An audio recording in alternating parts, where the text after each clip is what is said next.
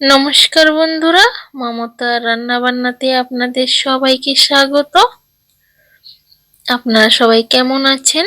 আশা করি ভালো আছেন, আর আমি অনেক ভালো আছি।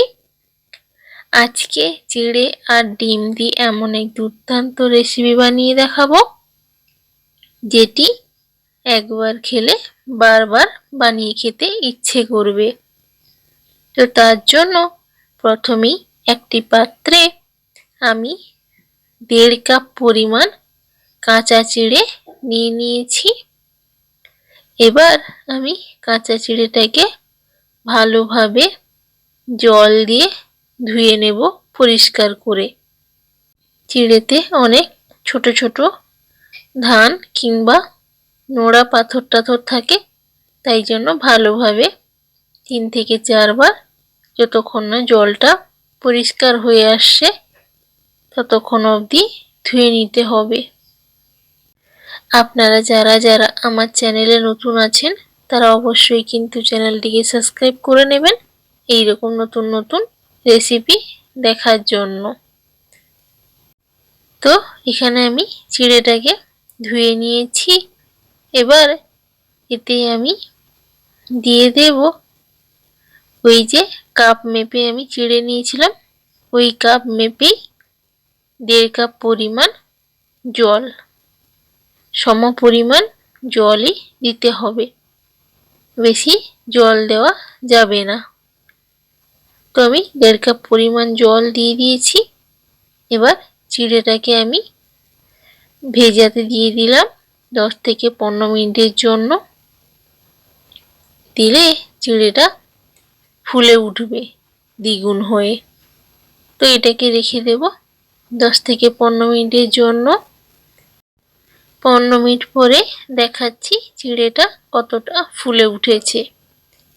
তো দেখুন জলটা পুরো শোক করে নিয়ে পুরো ফুলে উঠেছে, আর 90% কিন্তু নরমও হয়ে গেছে। এবার চিড়েটাকে আমি এইভাবে হাতে চিপড়ে নিয়ে হালকাভাবে জলটাকে চিপড়ে নেব, যাতে চিড়েটা একটু ঝরঝরে হয়ে যায়। দেখুন চিপড়ে নিয়েছি। এবার এটাকে সাইডে রেখে দিয়ে গ্যাসে একটি কড়াই বসিয়ে দিয়েছি। তাতে দিয়ে দিয়েছি কিছুটা পরিমাণ সাদা তেল। এবার তেলটা মাঝারি গরম হয়ে এলে তাতে দিয়ে দেব অল্প পরিমাণ হলুদের গুঁড়ো। এবার দিয়ে দিলাম কিছুটা কারি পাতা। এবার কারি পাতাটাকে আমি হালকাভাবে ভেজে নেব। কারি পাতাটা দেওয়ার সময় কিন্তু সাবধান, তেল ছিটকোতে পারে, তাই জন্য দূরে থেকেই দেবেন। আর যদি তেল ছিটকোতে না চান তাহলে এইভাবে তেলে হলুদ দিয়ে দেবেন, তেলে আর বেশি ছিটকোবে না। এবার দিয়ে দিলাম কাঁচা লঙ্কা কুচি। আপনারা চাইলে কারি পাতার বদলে ধনে পাতাও দিতে পারেন, কোনো অসুবিধে নেই। কারি পাতার স্বাদটা কিন্তু অন্যরকম হয়, আর গন্ধটাও কিন্তু দুর্দান্ত হয়। এবার দিয়ে দিয়েছি আমি পেঁয়াজ কুচি। 2টো পেঁয়াজকে আমি কুচি করে দিয়ে দিয়েছি।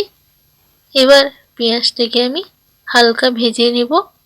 তার জন্য আমি দিয়ে দিলাম স্বাদ মতো লবণ। লবণ দিলে পেঁয়াজটি তাড়াতাড়ি গলে আসবে আর নরমও হয়ে যাবে। এবার এতে আমি দিয়ে দিলাম একটা টমেটো কুচি করে। এটাকেও আমি একসাথে ভালোভাবে মিশিয়ে নাড়াচাড়া করে নেব।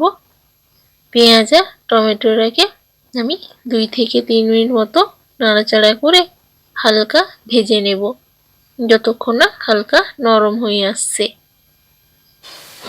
তো 2 থেকে 3 মিনিট নাড়াচাড়া করার পর যখন হালকা নরম হয়ে আসবে, তখন এইভাবে এক সাইড করে আমি এতে দিয়ে দেব 2টো ফেটানো ডিম। তো এখানে আমি 2টো ডিম ব্যবহার করছি। আপনারা চাইলে একটা ডিমও ব্যবহার করতে পারেন বা এর অধিক ডিমও ব্যবহার করতে পারেন। এবার ডিমটাকে আমি ভুজিয়া করে নেব, সব কিছুর সাথে ভালোভাবে মাখিয়ে নিই। তো এখনও চ্যানেলটিকে সাবস্ক্রাইব করেননি, চটজলদি চ্যানেলটিকে সাবস্ক্রাইব করে নিন এই রকম নতুন নতুন রেসিপি দেখার জন্য। তো এখন আমি ডিমটাকে ভালোভাবে সবকিছুর সাথে মিশিয়ে নিচ্ছি। তো ভালোভাবে মেশানো যখন হয়ে যাবে তখন এতে আমি দিয়ে দেব জল ঝরিয়ে রাখা কাঁচা চিড়েটা। তো এটাকে দিয়ে এখন আমি গ্যাসের আঁচটিকে একদম লো করে দিয়ে ভালোভাবে চিড়েটাকে আমি সব কিছুর সাথে মিশিয়ে নেব। তো হালকাভাবে কিন্তু মিশিয়ে নিতে হবে, বেশি চাপ দিয়ে কিন্তু মেশাতে যাবেন না, তাহলে ওই গজঘন্ট হয়ে যাবে, নরম হয়ে যাবে আর গুটলি পেকে যাবে। তো এটাকে আমি 1 থেকে 2 মিনিট মতো নাড়াচাড়া করে নিয়ে গ্যাসটাকে অফ করে আমি নামিয়ে নেব, ঠান্ডা করে প্লেটে সার্ভ করে নেব। তো রেসিপিটি আমাদের কমপ্লিট হয়ে গেছে।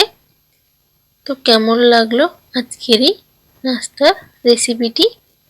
সকালে ব্রেকফাস্টে কিংবা রাতের ডিনার হিসেবে এই ব্রেকফাস্টটি চটজলদি বানিয়ে নিতে পারেন কোনো রকম ঝামেলা ছাড়াই। তো রেসিপিটি ভালো লেগে থাকলে চ্যানেলটিকে সাবস্ক্রাইব আর ভিডিওটিতে একটি লাইক করে দেবেন। সবাই ভালো থাকবেন, সুস্থ থাকবেন। দেখা হবে আবারও একটি নতুন ভিডিওতে। ততক্ষণের জন্য টাটা, রাধে রাধে বন্ধুরা।